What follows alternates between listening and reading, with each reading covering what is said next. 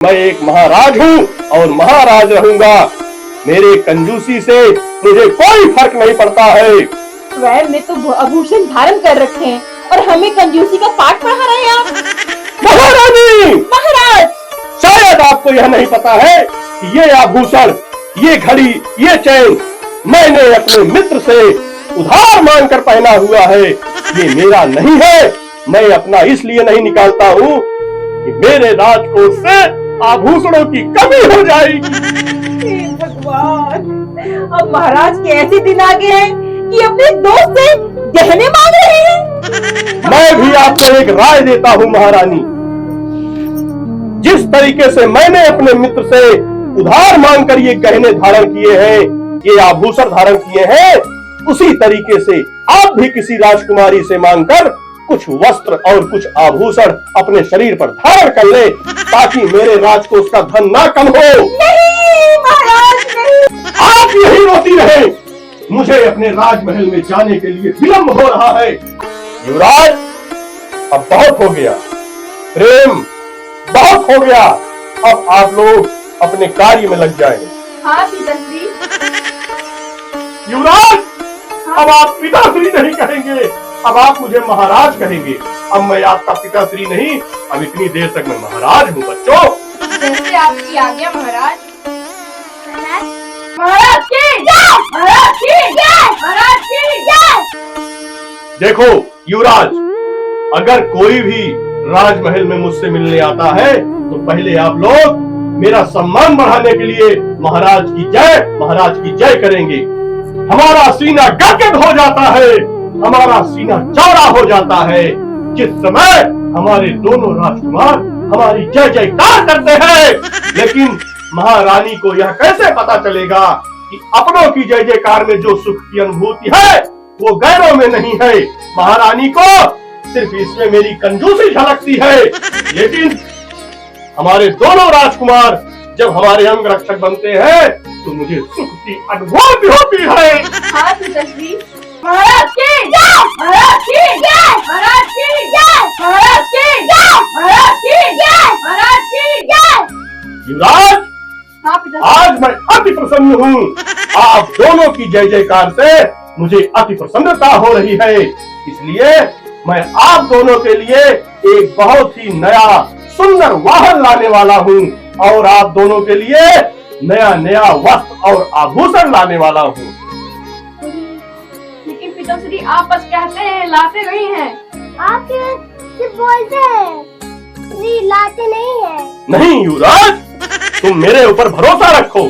आज मैं वचन देता हूँ कि मैं अपने दोनों युवराज के लिए इस बार अच्छे अच्छे वस्त्र और अच्छे अच्छे आभूषण और अच्छे अच्छे वाहन लाऊंगा। महाराज की जय! महाराज की जय! महाराज की जय! महाराज की जय! महाराज की जय! महाराज की जय!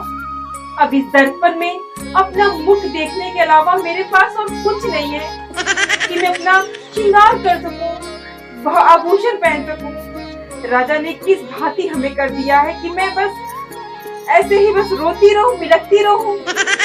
हे भगवान, ये कंजूसी तो राजा ने कैसे अपने दिल में ऐसे बैठा ली कि मैं बता नहीं सकती। ये आभूषण है, बताइए, ये कोई आभूषण है? बताइए, ना तो हमारे पास कोई सुंदर आभूषण है और ना ही कोई रेशमी वस्त्र है। महाराज ने तो कंजूसी की हद पार कर दी है। अरे यहाँ तक तो तब भी सीमित था, परंतु महाराज जी ने तो हमारे बच्चों को भी अपना सेनापति बना लिया है। बताइए। क्या बात है महारानी जी, आज आप बहुत ही चिंतित लग रही हैं। महाराज, इसका कारण आप ही हैं। आपके क्रोध का कारण क्या है महारानी? कृपया मुझे बताएं।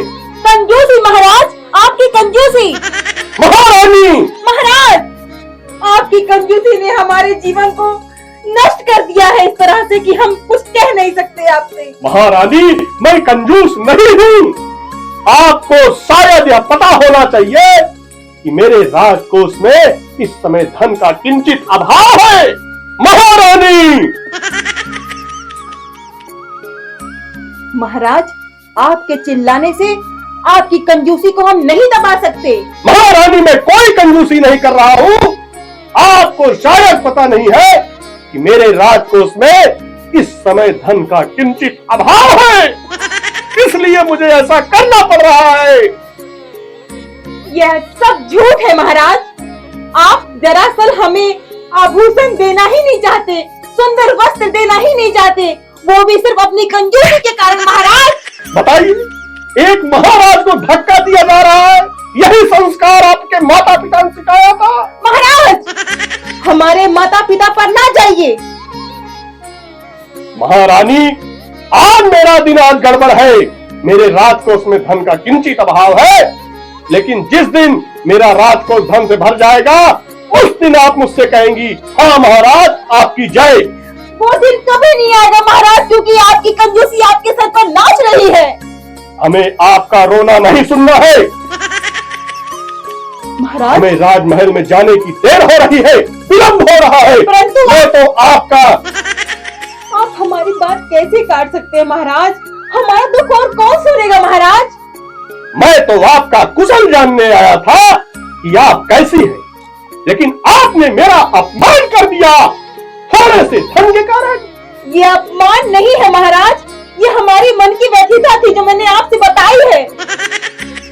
आप नहीं समझेंगे महाराज कि एक स्त्री के लिए उसके आभूषण और वस्त्र कितने कीमती होते हैं, परंतु आप तो हमें कोई सुख नहीं दे पा रहे हैं महाराज। एक स्त्री का पहला कर्तव्य है कि वह अपने पति के साथ अपना जीवन व्यतीत करे।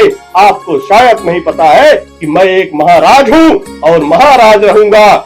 मेरे कंजूसी से मुझे कोई फर्क नहीं पड़ता है। स्वयं ने तो आभूषण धारण कर रखे हैं और हमें कंजूसी का पाठ पढ़ा रहे हैं आप। महारानी, महाराज शायद आपको यह नहीं पता है कि ये आभूषण, ये घड़ी, ये चैन मैंने अपने मित्र से उधार मांगकर पहना हुआ है। ये मेरा नहीं है।